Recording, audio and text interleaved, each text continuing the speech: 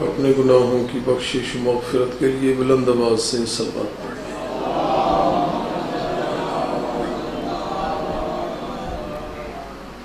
اپنے مرحومین مرحومات کے درجات کی بلندی کے لیے ایک مرتبہ بلند آواز سے صلوات۔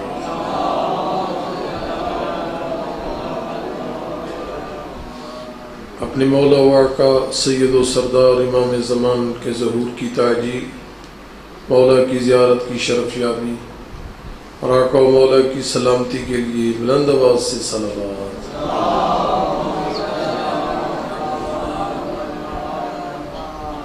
ماشاء اللہ لا حول ولا قوة الا باللہ العلی العظیم۔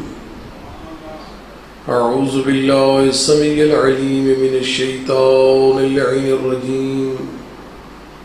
بسم اللہ الرحمن الرحیم۔ الحمد للہ رب العالمین، والصلاة والسلام علی سیدنا و نبینا وشفیع ذنوبنا مولانا ابی القاسم محمد وعلى أهل بيت الطيبين الطاهرين المعصومين المنتجبين المظلومين الذين أذهب الله عنهم الرجس وطهرهم تطهيرا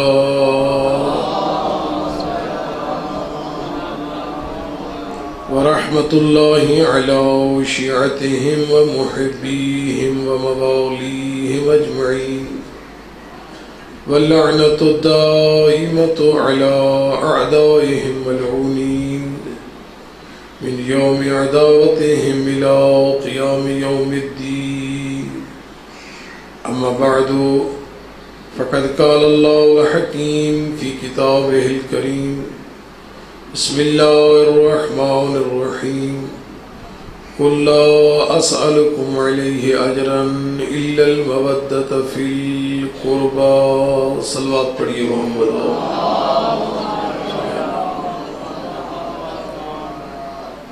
سامعین گرامی، معززین کرام، سب سے پہلے اللہ کی بارگاہ میں دعا گو ہیں کہ مالک کائنات ہم سب کی اس عظیم عبادت کو اپنی بارگاہ میں قبول فرمائے۔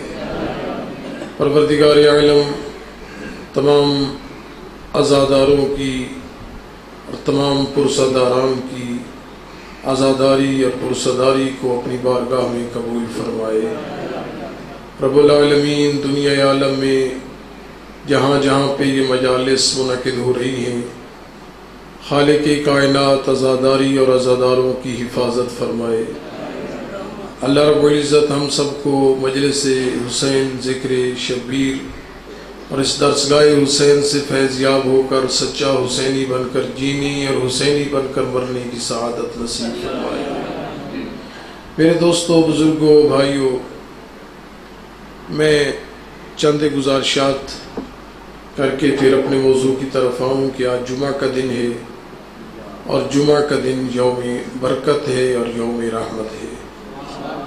آقا سے پوچھا گیا کہ جمعے کے دن سب سے افضل ترین عمل کون سا ہے؟ تو آقا نے فرمایا کہ جمعہ کے دن سب سے بہترین افضل ترین عمل ہے کہ محمد و آل محمد پر صلوات پڑھی جائے۔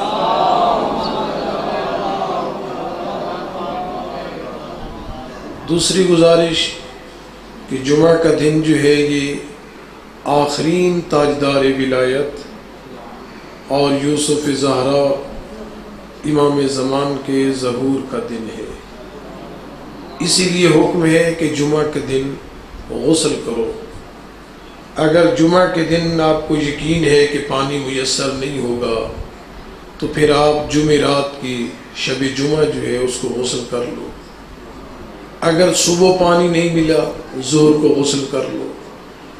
ظہر کے وقت پانی نہیں ملا، عصر کے وقت غسل کر لو۔ عصر کے دن پانی نہیں، عصر کے وقت پانی نہیں ملا، آپ غروب سے پہلے غسل کر لو۔ اتنی تاکید کیوں ہے غسل کی؟ اس لیے تاکید کی گئی ہے کیونکہ جمعہ کے دن اس 12ویں تاجدار ولایت نے آنا ہے لہٰذا جب بطول کے بیٹے کے سامنے تمہاری پیشی ہو تو پاک و پاکیزہ حالت میں آقا کی زیارت ہو جائے۔ اور تیسری گزارش، جمعہ کے دن حکم یہ ہے کہ جمعہ کے دن اچھی چیز گھر میں پکاؤ، شیرینی پکاؤ، حلوہ پکاؤ، یا باہر سے کوئی چیز اچھی منگواؤ، مٹھائی منگواؤ، تاکہ بچوں کو جمعہ کا دن یاد رہے، تاکہ بچوں کو جمعہ کا دن یاد رہے کہ جمعہ کا دن آئے گا تو ہمارے گھر میں یہ پکے گا، جمعہ کا دن آئے گا تو مٹھائی آئے گی، جمعہ کا دن ہوگا تو میرے لیے یہ تحفے آئیں گے۔ ان چیزوں کی وجہ سے بچوں کو جمعہ کا دن یاد رہے۔ جمعہ کا دن یاد اس لیے رہے کہ جمعہ کا دن بطول کے بیٹے کے ظہور کا دن ہے۔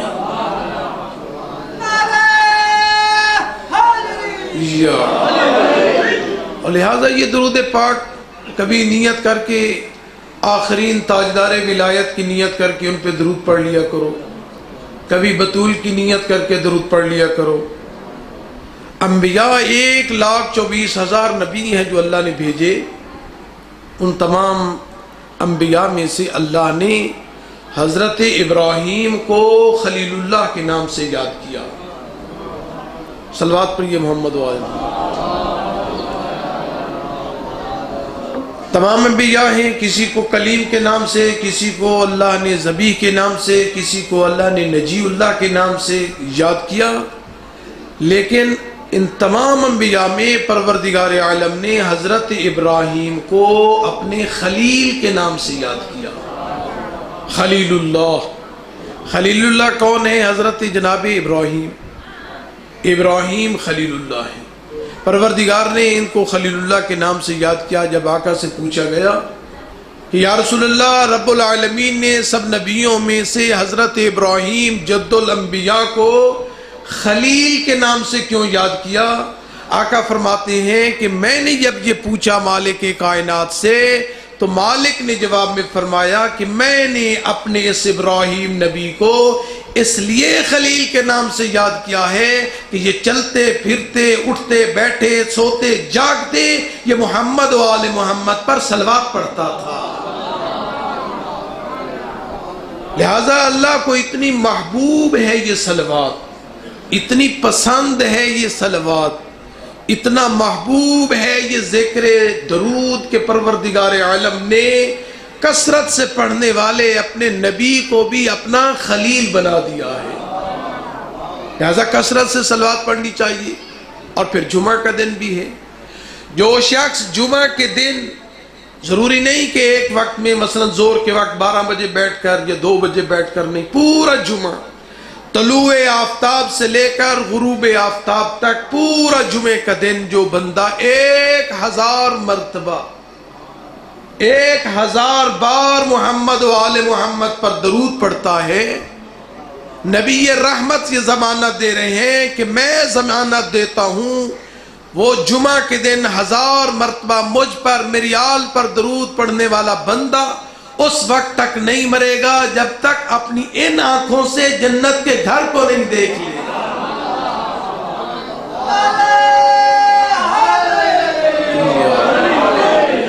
کتنی بڑی عظمت ہے درود پاک کی۔ اور پھر جمعہ کا دن اور محمد و آل محمد پہ یہ صلوات، اتنی بڑی عظمت ہے۔ سب سے زیادہ انسان کے اعمال کا وزن ہوتا ہی درود سے ہے۔ درود پاک انسان کے وزن کو سنگین بنا دیتے ہیں۔ اور صلوات پڑھیں محمد و آل محمد۔ میرے دوستو عزیزو مہربانو، کثرت سے درود پاک پڑھا کو۔ بہت سارے اس کے فضائل، بہت سارے اس کے فوائد، بہت سارے اس کی اہمیت ہے جو میں نے آپ کے سامنے مختصر طور پہ عرض کی۔ اور پھر جمعہ کے دن کثرت سے درود پاک پڑھو، بچوں کو عادی بناؤ درود پاک کا۔ اتنی عظمت ہے، اور اتنی عظمت ہے کہ اہل سنت کے ایک عالم ہیں امام شافعی، 4 عالم ہیں، 4 ان کے امام ہیں۔ ہمارے اور آپ کے امام ہیں 12 اور ان کے امام ہیں 4۔ امام مالک، امام حنبل، امام شافعی اور امام ابو حنیفہ، یہ ان کے 4 امام۔ مسلمانوں کا ایک امام جس کا نام ہے شافعی، وہ یہ کہتا ہے فضائل اہل بیت میں، یا اہل بیت رسول اللہ حبکم فرض من اللہ فی القرآن انزلہ، اے اہل بیت رسول تمہاری محبت کے لیے یہی کافی ہے کہ اللہ نے تمہاری محبت کو قرآن میں فرض کر دیا ہے۔ یا اہل بیت رسول اللہ حبکم فرض من اللہ فی القرآن انزلہ کفاکم فی عظیم القدر انکم من لم یصلی علیکم لا صلاۃ لہ، تمہاری عظمت اور تمہاری شان اور رفعت و بلندی کے لیے یہی کافی ہے کہ جو آل محمد پر درود نہیں بھیجتا اللہ اس کی نماز بھی قبول نہیں کرتا۔ تکبیرت الاحرام سے لے کر سلام تک آؤ ذرا اپنی نماز کو دیکھتے چلے جاؤ، اللہ نے کتنے مناسب و موضوعی جگہ پہ درود پاک کو رکھا ہے کہ جیسے تشہد ہوا ختم فوراً پڑھتے ہیں اللہم صلی علی محمد و آل محمد، پھر پڑھتے ہیں سلام السلام علیکم ورحمۃ اللہ وبرکاتہ، مالک کی آواز آتی ہے سلام بھیجنے والے اگر تو درود موجود ہے تو نماز قبول ہے، لیکن اگر درود نہیں تو نماز کو، فقط نماز کی بات نہیں ہے، فقط نماز کی قبولیت کی بات نہیں ہے، بلکہ آؤ ذرا حضرت کی حدیث سنیں۔ آقا فرماتے لو ان عبدا عبد اللہ بین الصفا والمروہ، اگر کوئی شخص صفا و مروہ کے درمیان بیٹھ کر اللہ کی بندگی کرے، کہاں پہ بیٹھ کر؟ صفا و مروہ کے درمیان۔ صفا و مروہ وہ مقام جہاں حضرت جناب ہاجرہ اور حضرت اسماعیل موجود تھے، صفا و مروہ کے درمیان بیٹھ کر وہ اللہ کی بندگی کرے، کتنی کرے؟ آقا نے فرمایا الف عام ثم الف عام ثم الف عام، 1000 سال 1000 سال 1000 سال، کتنے سال ہو گئے؟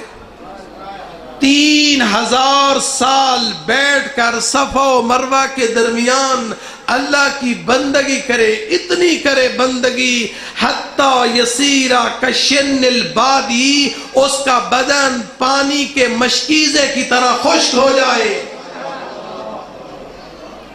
خشک ہو جائے، اتنی بندگی روزے میں گزار رہے، خشک مشکیزہ پانی کا اس کی طرح اس کا بدن ہو جائے۔ آقا فرماتے ہیں اگر اس کے قلب میں میرے بھائی علی کی ولایت نہیں ہے، اگر میرے اہل بیت کی مودت اس کے قلب میں موجود نہیں ہے، آقا فرماتے ہیں حالت کیا ہوگی؟ اس کو نتنوں سے گھسیٹ کر جہنم میں،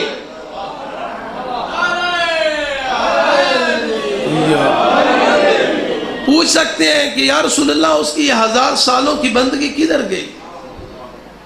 اس کے 1000 سال کے روزے کدھر گئے؟ اس کی 1000 سال کی نمازیں کہاں گئیں؟ اس کی 1000 سال کی تلاوت کہاں گئی؟ اس کی 1000 سال کے پڑھی جانے والی یہ تسبیح و تحلیل یہ کہاں چلی گئی؟ حدیث قدسی کے الفاظ ہیں دنیا والو، جس طرح نماز کی صحت کے لیے، نماز کے صحیح ہونے کے لیے وضو کا ہونا ضروری ہے، اعمال کی قبولیت کے لیے ولایت علی کا ہونا ضروری ہے۔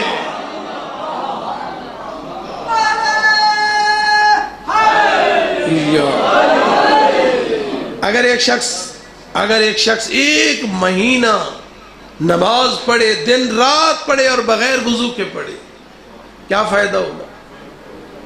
جس طرح بغیر وضو کے پڑھے جانے والی نماز کا کوئی فائدہ نہیں، اسی طرح ولایت علی کے بغیر کی جانے والی عبادت کا بھی کوئی فائدہ نہیں ہے۔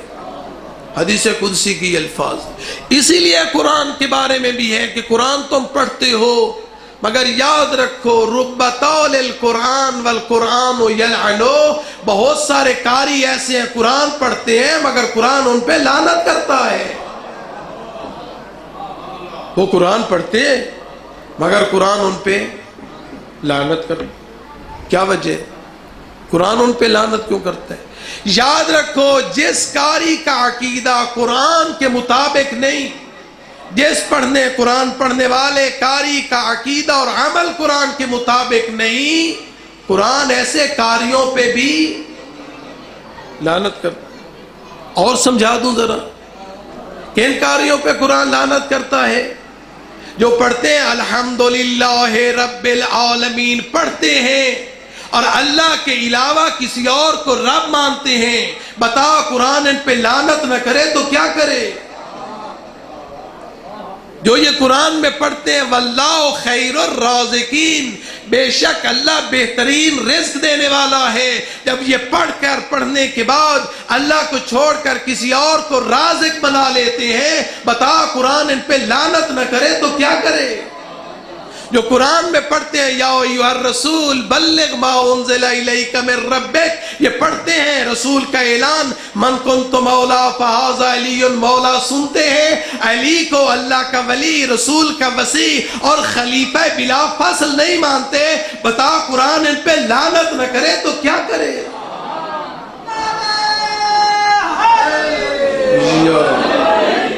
لہذا قرآن نے یہ فیصلہ دے دیا جن کا عقیدہ و عمل قرآن کے مطابق نہیں، قرآن کے نزدیک وہ کیا ہیں؟ ملعون، قرآن ان پہ لعنت کرتا ہے۔ لہذا قرآن نے بھی واضح انداز میں اعلان کر دیا قُلْ لَا أَسْأَلُكُمْ عَلَيْهِ أَجْرًا إِلَّا الْمَوَدَّةَ فِي الْقُرْبَى۔ رسول گرامی نے 23 سال کی یہ زندگی حیات نبوت آقا نے گزاری، 13 سال حضرت نے مکہ میں اور 10 سال حضرت نے مدینہ میں، 13 سال کی یہ زندگی ہے نبوت کی، ظاہری نبوت کی یہ زندگی جو حضرت کی 23 سال پر مشتمل ہے۔ حضرت نے کتنی تکلیفیں سہیں، حضرت نے اس کے لیے کتنی مصیبتیں برداشت کی، اور پیغام کیا تھا؟ توحید کا۔ ایک جملہ کہتا چلو، پیغام اتنا بلند تھا توحید کا، جس کے لیے اللہ کے حبیب نے اتنی تکلیفیں سہی، اتنی تکلیفوں کو برداشت کیا۔ لوگ جب مسلمان ہو جاتے تھے آقا کی خدمت میں آ کر عرض کرتے تھے یا رسول اللہ اس کی اجرت کتنی ہوگی؟ آقا جواب میں کہتے تھے ما اجری الا علی اللہ، ان اجری الا علی اللہ، میرا اجر دینے والے تم نہیں ہو، میری اجرت دینے والا اللہ رب العالمین ہے، تمہیں کیا پتا کہ اس کی اجرت کیا ہو؟ پھر اور لوگ آئے سوال کرتے رہے، مسلسل جب سوالات کا سلسلہ بڑا، اجرت کا تقاضا کرنے لگے، لوگوں کا مطالبہ ہونا لگ گیا کہ اجرت کتنی ہونی چاہیے، لوگوں کے مطالبے پر اللہ نے جواب دیا۔ مطالبہ لوگوں کا ہے، جواب اللہ کا ہے۔ کیا فرمایا؟ قُلْ لَا أَسْأَلُكُمْ عَلَيْهِ أَجْرًا إِلَّا الْمَوَدَّةَ فِي الْقُرْبَى، میری اس 23 سالہ زندگی جو میں نے تمہیں ظلمتوں اور تاریکیوں سے نکال کر ہدایتوں کی طرف لے کر آیا، جو میں تمہیں جہنم سے نکال کر جنت تک پہنچا دیا، اے میری اجرت کے بارے پوچھنے والوں، میں تم سے کوئی اجرت نہیں مانگتا، ہاں اگر اجرت ہے تو میرے ذوی القربا کی مودت ہے۔ اور پھر ایک اور جملہ بھی سن لو، پڑھے لکھے بیٹھے، کیا رسول اللہ نے یہ جو اجر مانگا تھا یہ اپنے فائدہ کے لیے تھا یا قریبی رشتہ داروں کے فائدے کے لیے تھا؟ کس کے لیے فائدہ تھا؟ یاد رکھو رسول اللہ نے یہ جو اجر مانگا ہے مودت فی القربا، یہ نہ اپنے فائدہ کے لیے ہے نہ اپنے قربت داروں کے فائدہ کے لیے ہے۔ سمجھانا چاہتے تھے یہ رسول کہ یاد رکھو میرے اہل بیت کی مودت سے میرے اہل بیت کی شان بڑھ نہیں سکتی۔ جملہ کہتے چلے جاؤں، ساری دنیا علی کے دروازے پہ جھک جائے تب بھی علی علی ہے، اور ساری دنیا علی سے بغض کر کے ناسوی بن جائے تب بھی علی علی ہے۔ علی کی شان نہ کوئی گھٹا سکتا ہے اور نہ ہی علی کی شان کوئی بڑھا سکتا ہے۔ علی کو بنایا اس علی نے، اس علی نے اس علی کو اتنا علی بنا دیا کہ کوئی جانتا ہی نہیں ہے علی کی عظمت کتنی ہے، اس کی عظمت کتنی ہے۔ لہذا آقا نے فرمایا کہ سنو، ما سألتکم من اجر فہو لکم، قرآن کی آیت ہے، یہ جو اجر میں نے تم سے مانگا ہے یہ میرے فائدہ کے لیے نہیں، یہ تمہارے فائدہ کے لیے ہے، تمہارا اپنا فائدہ ہے۔ جتنی محبت رکھو گے اتنا فائدہ ہے، جتنی محبت بڑھتی چلی جائے گی اتنا فائدہ ہے۔ اتنی محبت بڑھے گی، ہو سکتا ہے عیسی میں تمار بن جاؤ، ہو سکتا ہے ابو ذر غفاری بن جاؤ۔ یہ محبت اہل بیت ہے۔ ایک اور حدیث میں بھی ہے، قرآن کی آیہ بھی یہ کہہ رہی ہے، اِنَّا أَحْسَنَ الْحَسَنَاتِ حُبُّنَا أَهْلَ الْبَيْتِ، آقا فرماتے ہیں تمہاری ساری نیکیوں میں سے بہترین اور محبوب ترین نیکی کا نام محبت اہل بیت ہے۔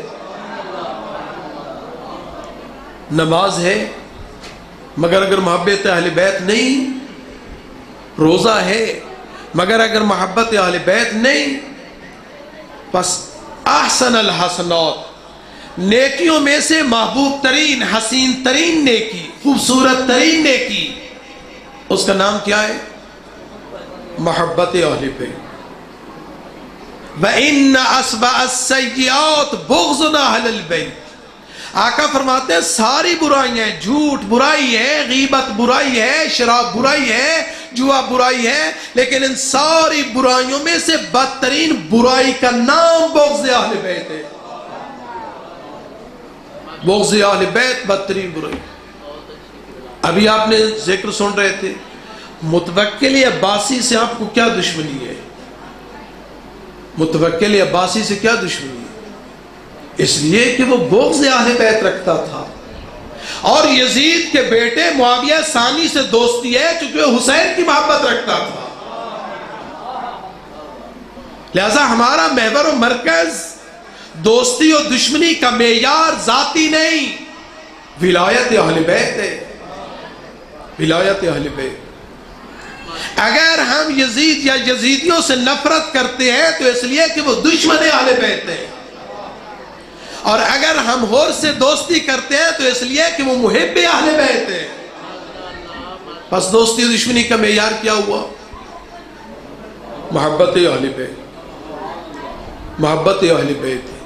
سچ کہا کسی ہمارے عالم دین نے، ہم اپنے بیٹے کے قاتل کو معاف کر سکتے ہیں، علی کی ولایت کے منکر کو معاف نہیں کر سکتے، کیونکہ ہماری دوستی کا معیار ولایت اہل بیت ہے۔ بغیر محور و مرکز زمین تو کچھ بھی نہیں، بلائے آل سے خالی ہو دین تو کچھ بھی نہیں، بغیر محور و مرکز زمین تو کچھ بھی نہیں، بلائے آل سے خالی ہو دین تو کچھ بھی نہیں۔ نماز روزہ و حج و زکوٰۃ و خمس و جہاد حسین ہے تو یہ سب ہے، نہیں نہیں تو کچھ بھی نہیں۔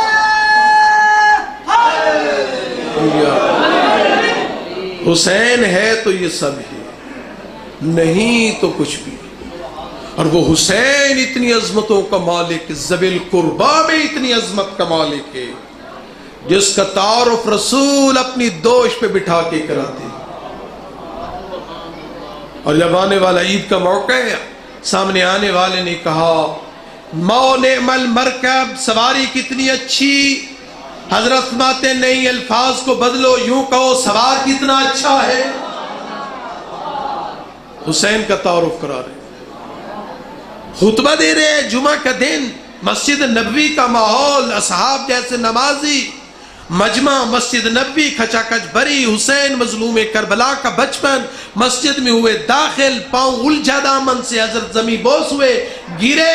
حضرت نے صحابی سے نہیں کہا اٹھا لو، حضرت سید الانبیاء نے خطبہ چھوڑا، حسین کو اٹھا لیا۔ تم کیا سمجھو گے؟ حسین کو اٹھایا اور لے کے آئے کہاں پہ؟ ممبر پہ، ممبر پہ لے کے آ گئے، جہاں خطبہ چھوڑا تھا وہیں سے شروع کیا۔ نہیں، توحید کا بیان تھا تو رک گیا، رسالت کا بیان تھا رک گیا، نماز کے احکام تھے رک گئے، حج کا بیان تھا رک گیا، سارے احکام مسائل شریعت رکے۔ حضرت نے اپنے اس لال کو بلند کر کے فرمایا ایھا الناس فعرفوا ھذا حسین ابن علی، خطبہ بعد میں ہوگا، پہلے پہچانو یہ میرا حسین ہے، پہلے اسے تو پہچانو یہ میرا حسین ہے۔ حسین ہے تو سب کچھ ہے، نہیں تو کچھ بھی نہیں، لہذا یہ معرفت حسین۔ اسی لیے حدیث کے یہ الفاظ موجود ہیں اذا اراد اللہ بعبدہ خیرا، جب اللہ رب العالمین اس دنیا میں کسی بندے سے نیکی کا ارادہ کرتا ہے کہ اے بندہ یہ تیرا کام مجھے پسند آ گیا، میں اسی دنیا میں تجھے اجر دینا چاہتا ہوں، پروردگار کیا کرتا ہے؟ اللہ رب العزت اس مومن کے دل میں حسین کی محبت ڈال دیتا ہے۔ قذف اللہ فی قلبہ محبت الحسین، اللہ اس کے قلب میں حسین کی محبت ڈالتا ہے۔ پھر آگے فرمایا اللہ اس کے دل میں حسین کی قبر کی زیارت کی محبت ڈال دیتا ہے۔ اتنی حسین کی محبت، اور پھر زیارت حسین کی محبت، اتنی حسین کی محبت اہم ہے۔ اللہ کہتا ہے بندہ تو نے بڑی نیکی کی، لہذا اللہ اس کے قلب کو حسین کی محبت سے منور کر دیتا ہے۔ ایک جملہ کہوں، یہ خصوصیت و خاص ہے فقط حسین کے لیے، جو مالک کائنات نے کسی اور معصوم کو شرف عطا نہیں کیا۔ کون سا؟ یہ شرف فقط حسین کے لیے ہے کہ اللہ رب العالمین نے 40 اور چہلم فقط حسین کا رکھا ہے۔ ناراض تو نہیں ہو گئے؟ 21 رمضان المبارک کس معصوم کی شہادت ہے؟ مولا کائنات، ان کا چیلو مناتے ہو؟ کبھی سنو چیلو؟ 28 سفر کس کی شہادت ہے؟ امام حسن مجتبی سید الانبیاء کی بھی ہے، کبھی چیلوں کا سنا؟ نہیں۔ انبیاء، مرسلین، شہداء، صدیقین، ائمہ طاہرین، پوری کائنات بشریت میں اگر چہلم کسی ہستی کا ہے تو وہ بطول کے بیٹے حسین کا ہے۔ اور پھر زیارت حسین کے لیے لوگ جاتے، مومن کی علامت بھی ہے زیارت الاربعین، مومن کربلا میں جا کے چہلم کرتے ہیں۔ اچھا چہلم جو کربلا میں ہوتا ہے، پتہ نہیں اب تو حالات پچھلے سالوں میں اب جائیں وہاں چہلم میں کتنے مومنین تھے؟ پوچھیں، آج کے میڈیا کا دور ہے، کتنے لوگ تھے؟ ہزاروں کی تعداد میں نا، کروڑوں کی تعداد میں۔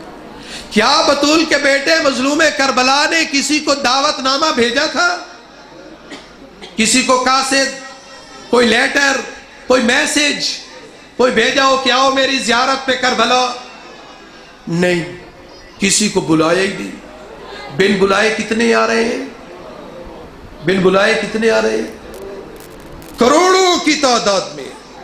فقط پاکستان کے تو نہیں ہیں، پوری دنیا عالم کے حسینی آ رہے ہیں۔ کیا وہاں دہشت گردی کا خطرہ نہیں؟ خطرہ تو ہے نا، وہاں جانوں کا خوف ہے یا نہیں؟ خوف ہے۔ صرف مرد جاتے ہیں یا عورتیں بھی جاتی ہیں؟ بولیے، صرف مرد جاتے ہیں یا عورتیں جاتی ہیں؟ جوان جاتے ہیں یا بچے بھی جاتے ہیں؟ چھوٹے چھوٹے بچے۔ اور آپ نے دیکھا ہوگا وہ سفر جو کربلا کے اس حسین کے اس روضہ اقدس کی طرف ہوتا ہے، وہ گاڑیوں پہ نہیں، وہ پیدل ہوتا ہے۔ اور آج تو پاکستان میں بھی آپ دیکھیں چہلم امام حسین پہ ہزاروں کی تعداد نکلی ہوئی ہوتی ہے۔ بس میرے جملے تو سمجھیے، بطول کے بیٹے فرزند رسول جگر گوشہ زہرا حسین نے کسی کو دعوت دے کر نہیں بلایا۔ یہ کون سی چیز لے کے جا رہی ہوتی ہے؟ یہ مودت اہل بیت ہے، یہ اجر رسالت ہے۔ آج دنیا کی بڑی بڑی طاقتیں ورتے حیرت میں ڈوبی ہیں کہ آج حسین زہرا کے لال کا چہلم ہے کربلا میں، اور بن بلائے کروڑوں کی تعداد میں جا رہے ہیں۔ جب بطول کا آخری بیٹا بلائے گا تو کیا ہوگا؟ جب بطول کا آخری لال بلائے گا تو پھر کیا ہو جائے گا؟ ابھی تو بلایا ہی نہیں ہے اور کروڑوں کی تعداد میں. لہذا عزیز دوستو، یہ خصوصیت اللہ نے حسین کو عطا کی جو کسی اور معصوم میں نہیں. چہلو فقط حسین، فقط مظلوم کربلا. اور پروردگار عالم نے اور بھی خصوصیت دی، بہت سارے خواص ہیں. جملہ عرض کرتا چلوں، اللہ نے اعمال کی قبولیت کا معیار کس کو رکھا؟ بولو کس کو؟ مودت اہل بیت. میں بار بار جملہ دہرا رہا ہوں تاکہ آپ کو تمیز پیدا ہو کہ محبت اور مودت میں فرق کیا ہے. محبت اور ہوتی ہے، مودت اور ہوتی ہے. عشق کی وہ منزل کہ جس پر انسان اپنی دنیا کی ساری چیز قربان کر دے اسے محبت کہتے ہیں. بیٹا جس کے لیے انسان اپنی گاڑی، اپنا رقبہ، اپنا پلاٹ، اپنی زمین، اپنا سونا، اپنا گھر سب کچھ قربان کرتا ہے بیٹا بچ جائے. کرتا ہے یا نہیں کرتا؟ بیٹا بچ جائے، چونکہ بیٹا محبت ہے. اس اپنی محبت کو بچانے کے لیے انسان اپنی زندگی کی ہر چیز قربان کرتا ہے، اور جس کے لیے انسان محبت کو قربان کرے اسے مودت کہتے ہیں. بیٹوں کو قربان کیا جا رہا ہے، بڑھ بڑھ کے بیٹوں کو قربانیاں دی جا رہی ہیں. یہ مودت اہل بیت، یہ ہے اجر رسالت. اور اسی اجر رسالت و مودت ذوی القربا کا ایک مصداق ہے علی بن الحسین، سید الساجدین، زین العابدین. بچے بیٹھے ہیں ادھر، ان کے امام کا نام ہے علی، لقب مشہور ہے زین العابدین، سید الساجدین، زین المتحجدین، ذو الصفانات. یہ امام کے لقب ہے، مشہور لقب ہے زین العابدین، نام ہے علی. جملہ کہتے چلے جاؤں علی، یہ امام کا نام. جب امام شام کے دربار میں یزید کے سامنے پیش ہوئے، اس نے پوچھا من انتا، تو کون ہے؟ آقا نے یزید کی آنکھ میں آنکھ ڈال کر کہا انا علی ابن الحسین، پہچان میں حسین کا بیٹا علی ہوں. اس نے آگے سے ایک جملہ کہا، وہ کہنے لگا میں نے تو سنا تھا کہ حسین کا بیٹا علی تو کربلا میں مارا جا چکا ہے، تو علی؟ آقا فرمانے لگے ہاں وہ بھی میرا بھائی تھا علی، علی الاکبر، انہیں شہید کر دیا گیا، اور آج میں تیرے دربار میں جو کھڑا ہوں میں بھی حسین کا بیٹا علی ہوں. آگے اس کا سوال، کہنے لگا آپ کے باپ کو اس علی کے علاوہ کوئی اور نام نہیں ملا تھا؟ یہ مکالمہ بتا رہا ہوں جو ان کے درمیان ہے. کیا آپ کے باپ کو، حسین کو، مظلوم کربلا کو، کیا اس علی کے نام کے علاوہ کوئی اور نام نہیں ملا تھا؟ آقا نے آنکھ میں آنکھ ڈال کر کہا اے امیر شام، اے تخت پہ بیٹھے ہوئے حکمران، تو اور تیرا باپ چاہتا تھا کہ علی کا نام مٹ جائے، لیکن میں دربار میں رسن بستہ کھڑے ہو کر تجھے بتا رہا ہوں علی کل بھی زندہ تھا، علی آج بھی زندہ ہے.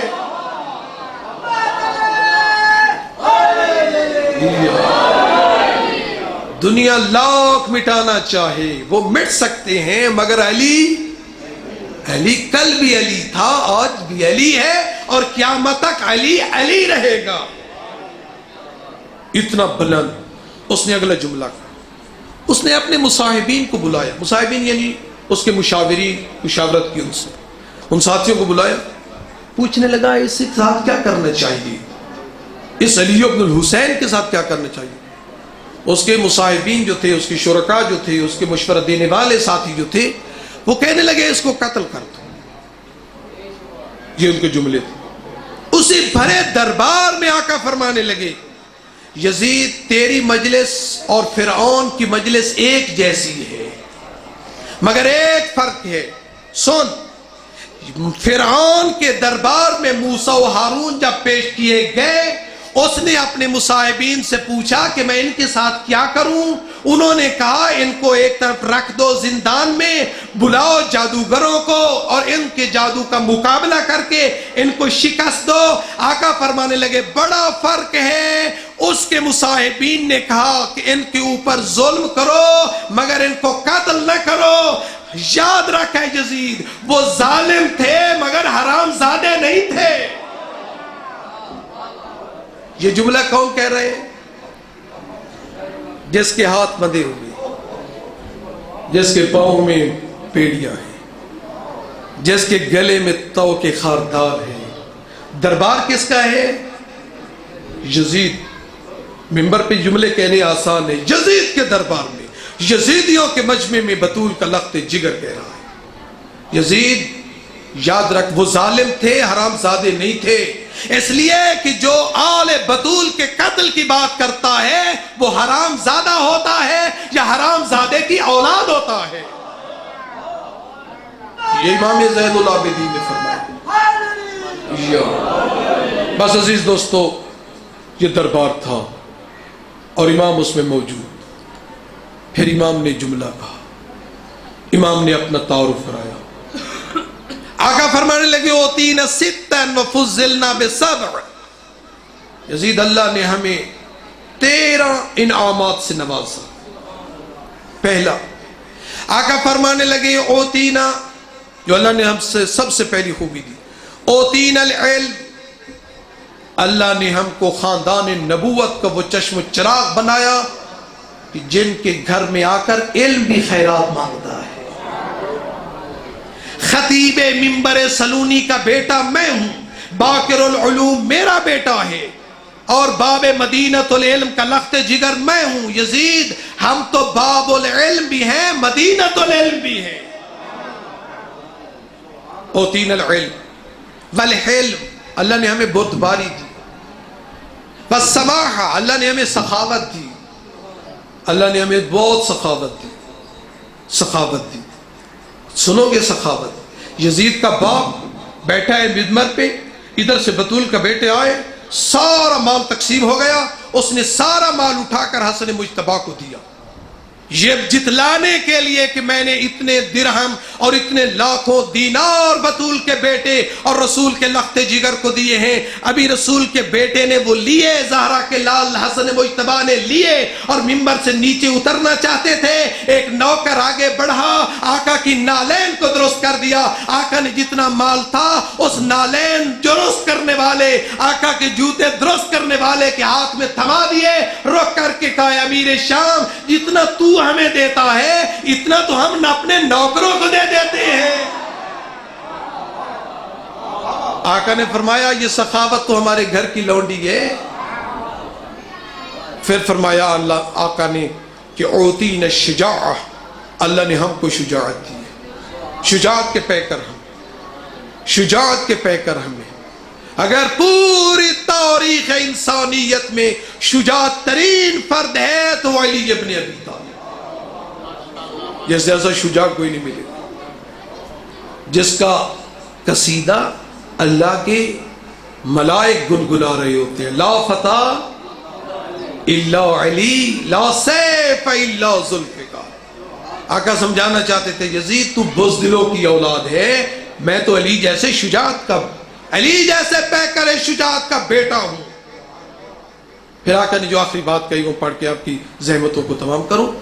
آقا نے فرمایا اوتین المحبت فی قلوب المؤمنین، اے یزید یاد رکھ تو لوگوں کے سینوں کو چیر کر ان کے دل نکال کر تو کھا سکتا ہے، چبا سکتا ہے، مگر مومنوں کے دلوں سے تو علی کی محبت کو نکال نہیں سکتا۔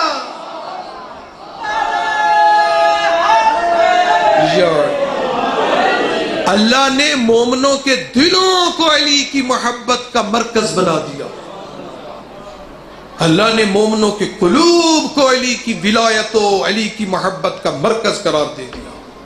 کٹ سکتا ہے وہ مگر وہ جھک نہیں سکتا۔ پھر آقا کی گفتگو شروع ہو گئی، آقا نے بہت سارا لمبا خطبہ دیا، اتنا عظیم خطبہ تھا حتیٰ کہ دربار سے رونے کی آواز بلند ہوئی، لوگ رونے لگے جب آقا نے فرمایا ابن فاطمہ الزہرا، لوگوں جانتے ہو نا رسول کی بیٹی اور سکلوتی دختر رسول کا لخت جگر میں ہوں، لوگ رونے لگ گئے۔ یزید نے جو بڑی سازش کی وہ یہ تھی، اس نے مؤذن سے کہا کہ جاؤ اذان شروع کر دو۔ وہ گیا منبر پہ اور جا کر اس نے گلدستہ اذان پہ اذان کہنا شروع کی۔ اس نے کہا اللہ اکبر ادھر سے امام نے فرمایا لا شیء اکبر من اللہ، کوئی شک نہیں اللہ سب سے بڑا ہے۔ اشہد ان لا الہ الا اللہ، آقا نے فرمایا شاہد اللہ بہ، اللہ گواہ اس بات کا کہ میرے جسم کا ہر عضو گواہی دیتا ہے کہ وہ وحدہ لا شریک ہے۔